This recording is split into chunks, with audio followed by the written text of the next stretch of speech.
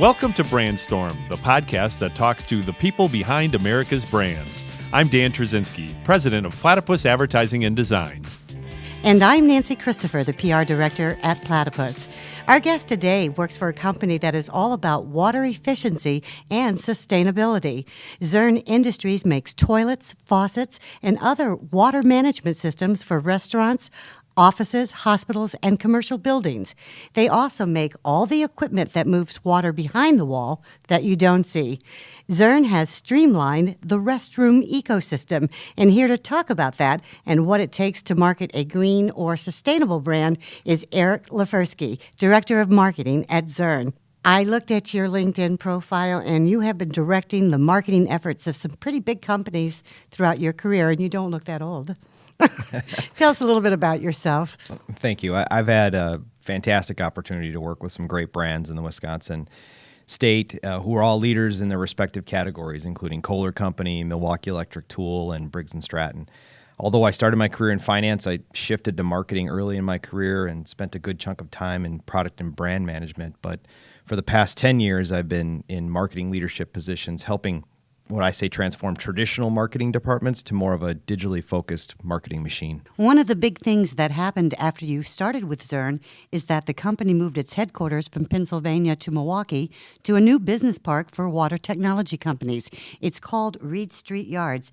What's the significance of this move? The Global Water Council, which Zurn participates in, is also located right here in Milwaukee. So with Zurn's focus on helping preserve the world's most precious resource, water, combined with the fact that our parent company, Rexnord, is located right here, made Milwaukee a perfect fit for Zurn. And I can imagine the Great Lakes, being right there at the Great Lakes. This is a great place to be. We're all about sustainability in our ecosystem here in Milwaukee as well. So, does it give you any kind of competitive advantage to be in that Reed Street Yards? Yeah, I think the easy answer to that is we're in close proximity to the Global Water Council, so it enables us to stay at the forefront. What is that? The Global Water Council is a consortium of companies and educational organizations. University of Wisconsin-Milwaukee is one, for example. Other companies such as A.O. Smith are part of the organization, and they're all about the advancement of great water technologies and the preservation of water and water management. So, but for me, I think it's really about the people, and Milwaukee and the surrounding area is certainly an outstanding place to live. Walker's Point is a great neighborhood, and where Zurn's headquarters is located is in a vibrant hub of restaurants and urban housing and other businesses. It's cool down there. Yeah, I mean, it's really creating a place where Zurn employees want to not just live, but work as well. So having a company with the greater good in mind, with a headquarters in a brand new kind of a modern industrial building in an area with a really cool vibe has really attracted some talented people, and the people are a competitive advantage. You were the first company to come to Reed Street Yards. How are things progressing in that area and developing? Well, in Reed Street Yards, Milwaukee has created an environment for similar companies like Zurn to access great talent, like we've talked about, and innovation and technologies from other companies that are around, and these research partnerships, including people in the Global Water Council, to help address some of these water challenges. So Reed Street Yards is about 17 acres, I think, now in downtown Milwaukee, and it's dedicated itself to these types of companies and bringing others like us there. Now, we were the first to establish our roots there, but we're expecting many other companies to follow as water management and water preservation just becomes increasingly important. Now, Zurn's been making water products from way before the green or sustainability message has been in vogue. How important is it to have a sustainability message? Yeah, when you're in our business, I think it has to be the core of what you do. It just isn't about being green and creating products that do save water, but it's about sustainability. And when we go to trade shows, when we talk to customers on a daily basis, they don't really talk about green anymore. Many times they're talking about what are we doing to make sure that the buildings that they build and the products that they buy from Zurn are going to be sustainable over the course of time.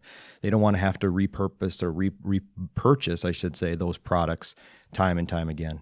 Now, as a PR director, this is kind of something I'm interested in. But when there's a water issue in the national news, like Flint, Michigan, this past 2 years, actually, how do you go about using that information in your industry? Well, the city of Flint has been fighting some pretty challenging issues in water quality over the past few years.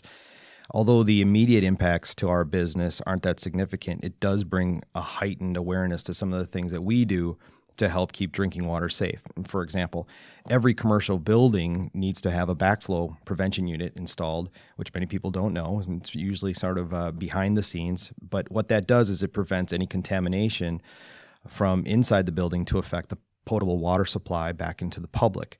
So as a leader in the backflow industry that Zurn is, we take the quality and maintenance of our backflow prevention very seriously, and it leads to really good things for us down the road.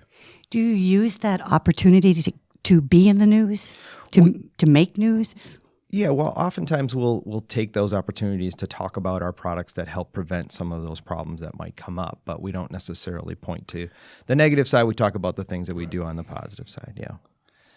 So you were telling us a story before we started today about green versus sustainable, and I really think give me that difference where you were talking about you used to make a waterless urinal, and now it's I know we're talking about urinals, but well, oftentimes you find yourself at a party and people want to talk about don't really want to talk about toilets and urinals, but if we're going to talk about what I do, that's where we're going to end up.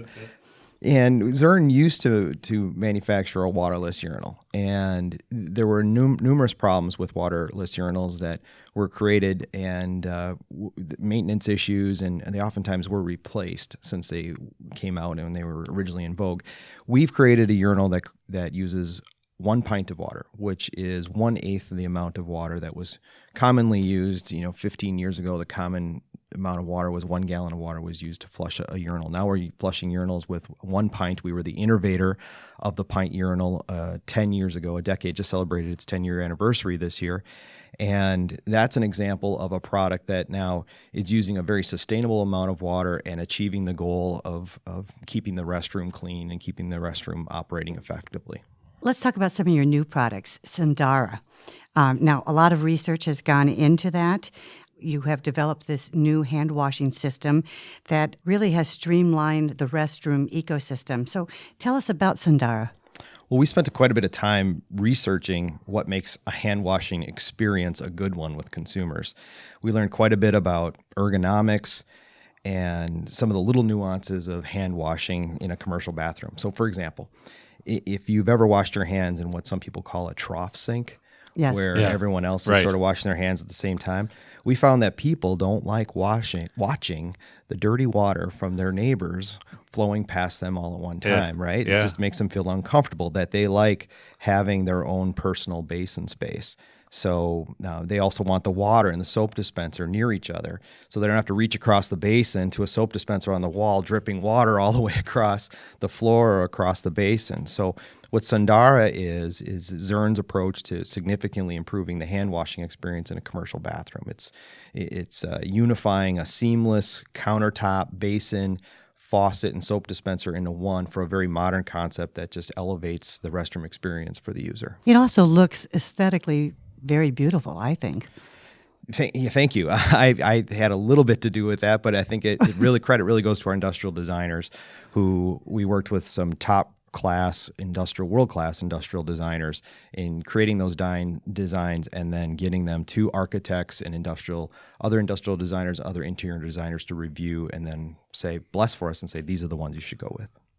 So what is that brand promise to a new product like this? And, how do you introduce that to a customer base? Now, your customer base isn't necessarily the end user. It could be the architect, the engineer, facilities managers, those type of people. Right. Sundara really is a product that is specified by the architect, so we need to make sure that our message is correct for the architect. Sundara is really for the architect who wants to design a modern commercial restroom that delivers that superior user experience we talked about. Knowing that it was crafted by a world-class industrial designer kind of gives them comfort that they know that these things were really done by their brethren, and it just delivers that superior form and function all at the same time. All of it, when you combine all of it, the countertop, the basin, the faucet, and the soap dispenser, it just gives that complete solution that architects are proud to then to present to their customers, who end up being building owners. That's really our brand promise. And it's interesting to me that there's so much research that's put behind that, so you can back that message up. Where you said, people don't like seeing the water. I mean, you're providing that service to the architect because they're probably not thinking of that kind of thing. No, and when we've gone out and we visited with architects, that's the first thing we bring up to them is that we've done our due diligence. We've talked to people just like you, and we understand the concerns that you have in designing a commercial restroom. We want to make sure that when people walk out of a building that you've designed, that they have had a great experience. So what kind of a response have you had to Sundara? The response has been fantastic. We displayed the full line of Sundara products this past May at the AIA, which is the American Institute of Architects show, which took place in Orlando, Florida. We received nothing but unanimous support from the architect community. Twice as many architects visited our booth this year compared to last year. They told us we hit the mark in terms of our design, our color offering, and the matching faucets and soap dispensers. So we were thrilled walking away after that show in May. So what's been your biggest challenge since the launch? Well, it comes down to awareness. Our core target customer at Zurn has always been the plumbing engineer. It's the guy or woman who specifies the plumbing products for schools, hospitals, convention centers, stadiums, and large commercial buildings. Those are engineers who know Zurn. They specify Zurn products every day. But for that high-end restaurant, Class A office building, or possibly an upscale hospitality building, it's oftentimes the architect who specifies the plumbing products and the hand washing systems. That's a certain elegant look that architect wants. So architects have not known much about Zurn in the past. Introducing Zurn to them and connecting with them in their channels and making them aware of Sundara, like we did at the AIA trade show, that's been our greatest challenge so far. So do you go at them from I get this question all the time from clients. Do you go at them from changing the perspective or their perception of the Zurn brand, or do you go at it from the product brand, from the Sundara? We wowed them with Sundara. That's where we start. So we show them something that they look at and they go, yes, that is something that I think I can include in my next project, and then we can get into more of the larger brand promise of what Zurn delivers. If there are businesses that are looking to source your products, how do they find you? It's as simple as going to Zurn.com. That's ZURN.com, and you'll find a new website there that we just launched earlier this year as our complete portfolio of products. We also have a where to buy button that will direct you where to find Zurn products in your local market. Well, great, Eric. Thanks so much for sharing your insights on marketing a sustainable product and a sustainable brand today. My big takeaway is it's really important to walk the walk and within your entire company from your brand platform in order to give credibility to that sustainable message, even from the fact that you literally moved your offices to a place where you're going to be surrounded by other people that are like-minded in the water industry and the sustainable nature of what you do. So good luck to you and your compatriots at Zurn. Hope to hear back from you soon sometime. Oh, thanks. It's been a pleasure being here. And I hope you can check in with us now and then and tell us how things are going. I think it's got to be so exciting to be part of something as big as helping to shape and address the world's water challenges. We're pretty lucky here in Milwaukee. We have a huge water supply, but around the world, I'm sure it's a huge challenge. It is. And if you like what you've heard today, please don't forget to share, review, and subscribe to Brandstorm. This is Dan Trzinski, along with Nancy Christopher at Platypus Advertising and Design, an awesome company that works with regional, national, and even global brands every day. We hope you'll join us next week for another episode of Brandstorm.